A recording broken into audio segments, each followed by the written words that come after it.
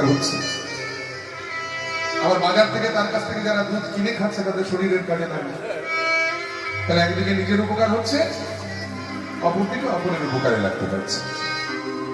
কিন্তু লক্ষ্য করুন, ওই ব্যক্তিটা বাজারে দুধ বিক্রি না করে ধরুন যদি মদ বিক্রি করে, তাহলে মদ বিক্রি করে সে দোতলা বাড়ি করছে, কিন্তু তার কাছ থেকে যারা মদ কিনে খাচ্ছে ওরা গোল্লাই যাচ্ছে।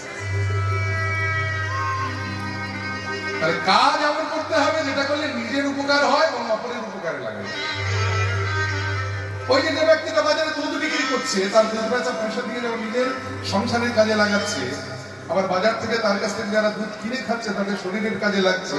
আবার দেখুন, কোনোদিন যদি বাজারে তার দুধটা বিক্রি না হয় সে কিন্তু ফেলে দেবে না, সে দরকার হলে তার ছেলেগুলি নিয়ে নিজে ঢাক করে খেয়ে নেবে।